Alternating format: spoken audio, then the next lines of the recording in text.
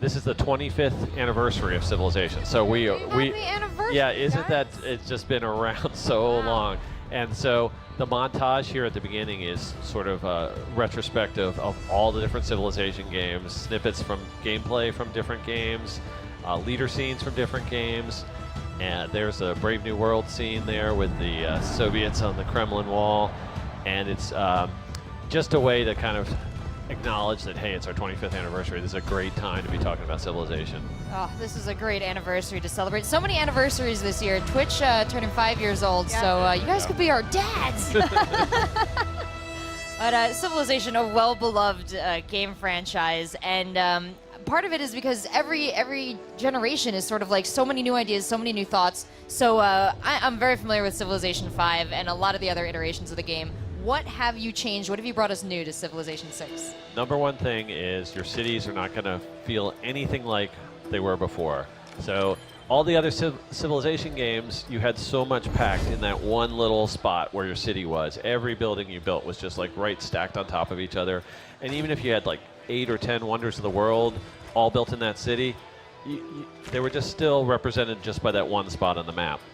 And we have so much more going on the map. The map is sort of your star of your Civilization game anyways, because it's different every time you play and exploring it's so much fun. They were like, let's use the map every single way we can. And so we just kind of blew apart the cities. They're not in one tile anymore. They're spread out across the map. It allows us to specialize cities. You can see right here, here's a brand new city. We've built a couple farms. We could talk about the way workers work. They're actually not even called workers right now. What are they called now? They're called builders because they have charges and they just instantly build the improvements. And the reason for that is because the whole game around how you set up your city is like an intricate little puzzle right now, and you want to be able to plan that out. And if it takes 8 or 10 turns for somebody to finish something, it was just like too hard to get that planning right. So now that happens instantly. We've pulled the wonders out. Wonders are on a tile by themselves. And what you're going to see soon is this is taking a settler from one city down to another. God, that's beautiful. I love that it's green. What's really interesting about this is the fogged areas where you've explored them, but you can't see them right now, have this sort of hand-drawn stencil map look. We kind of are going with this mapping theme, like the Age of Exploration, that kind of thing, with it like antique maps. And so like when you haven't even explored something, I don't think that shows in the video, you have like actual pictures of dragons and sea monsters and things like that on the sides of the map, so it's just a lot of fun. And so here we're setting up 2 cities. We're setting up a trade route between them. We've simplified the way roads work. In the ancient world, roads were all set up by traders. That's sort of naturally how pathways between cities were set up. So I don't have to just send them to build anymore. Right. Get them interrupted. The traders find do them in the that middle for of the you woods. automatically. If you want to micromanage that, we give you ways to do that later. But and so now you can see what we're about to do in this city is we're going to go ahead and choose to build a holy site district. This is the first district we build, and this is where we pull those buildings out of the city. So your shrines and your temples aren't going to be in the city anymore. We've chosen a spot for it that's sort of scenic next to those trees, so that people are going to like, doing worship-like stuff out there. If you can actually find like a natural wonder in the game, like the Great Barrier Reef or something like that, and you can set up a holy site in front of that, your people will just go nuts. They're like, this is like the most awesome place. Happy. So every city sort of gets customized in its own way. Here's building a wonder of the world. Civ 4 had these wonder movies where they showed animations, but they're all pre-canned, pre-rendered scenes. Now we do it in engine, right out there on the map.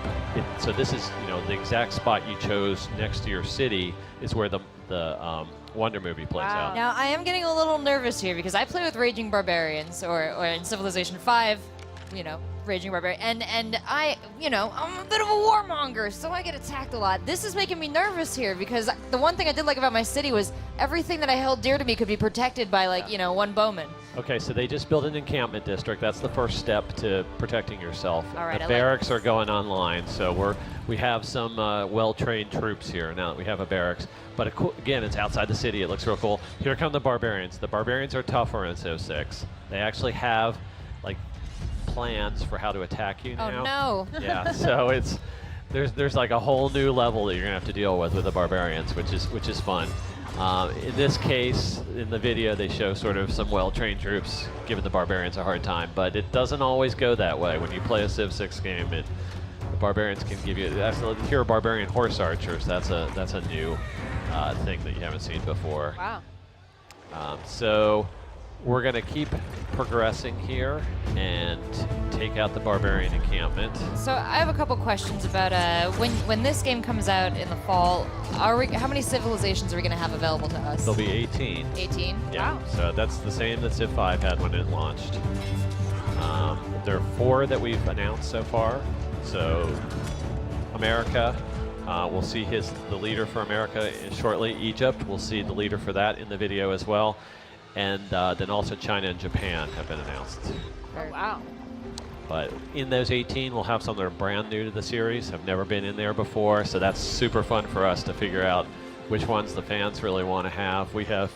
I'm just telling you now, give me some lady leaders because they kick so much ass. Yes, and all of us like a good mix. Oh yeah, Catherine, Dido, those are my girls, my queens.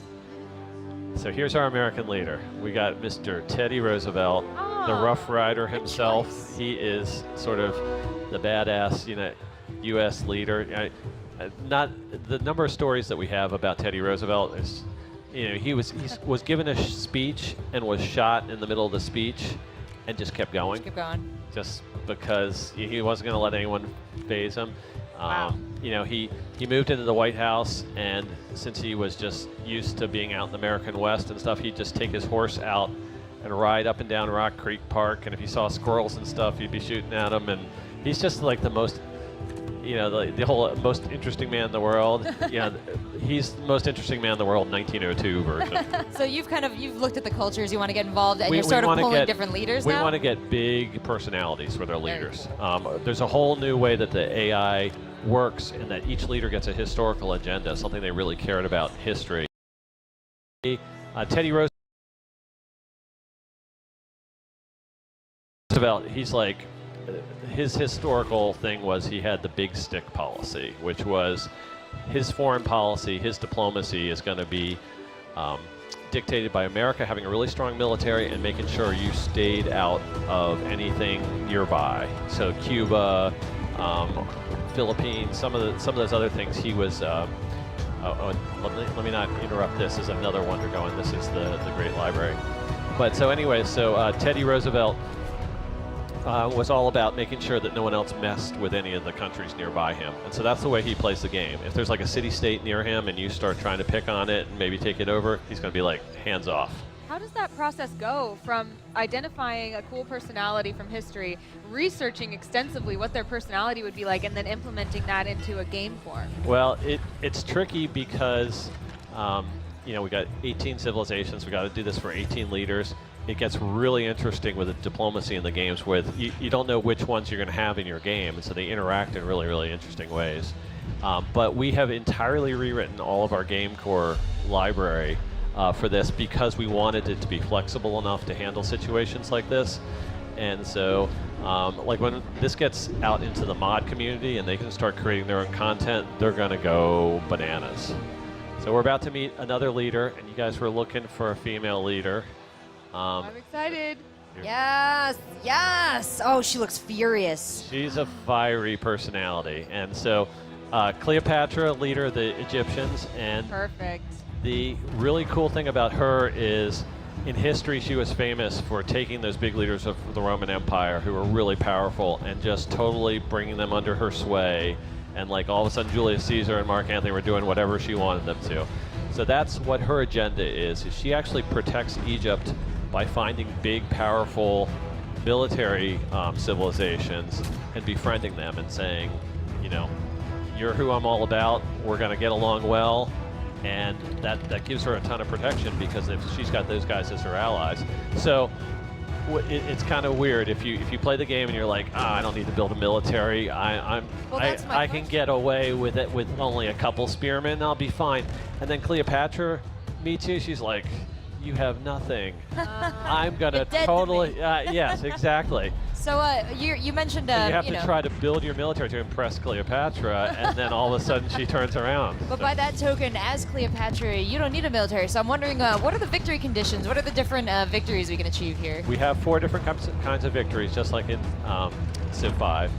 One of the ones from Civ 5 has been taken out, and we added a new one. We're not talking about that yet, Okay. but that's exciting. I'm guessing. I'm keeping it up here. Yeah, I'll exactly. check back later. Yeah, we definitely will have full information on that coming out reasonably soon. So, but you know, there's still the same kind of thing. You can dominate the world, knock everyone out. That's still fine. In this particular video, we're going to go all the way through to the space race. And so we'll show you that can happen. Now, I love these Wow. pictures where you have this time of day and you can see the cities at night. That's not a normal way you play the game, just because it gets a little confusing to identify what everything is. But that's under your control. If you want to turn on cycling through a day-night cycle as you play the game, you can do that. Oh. So you got these lit Wow, up that looks cities. Incredible. Here we're building the Eiffel Tower. And just to give the idea of the time lapse that it takes to build one of these wonders of the world, we cycled through the day-night cycle a bunch of times. And the city's lit back up now. And boom, it's lit up, it's done. Wow. And this is what a modern city looks like. You can see all those different districts that we've added to it. There's just a lot going on. We've had to kind of pick a different art style that's a little bit cleaner and more stylized, so because there is so much going on outside your city. Here's our rocket being put into our spaceport. So is this a potential victory screen right here, or are we just? I'm, You know what? exactly You know, that's how how I'm going to imagine it. You don't have to answer that Yeah. question. Oh my gosh, this is such an exciting game. I mean, what was crazy too is when, you know, a lot of times I play Civilization, I would say 1 in every 10 games that I start, I get all the way to the victory point because there's so much fun just looking at that map, you know, picking your initial spot, making so many decisions early on. We are the explorers, the inventors, the architects of change, the builders of a better tomorrow. We strive, we dream, we inspire, always towards something greater. All the odds we defy, the risks we take, the challenges we endure, only make us stronger. There's no end to our imagination.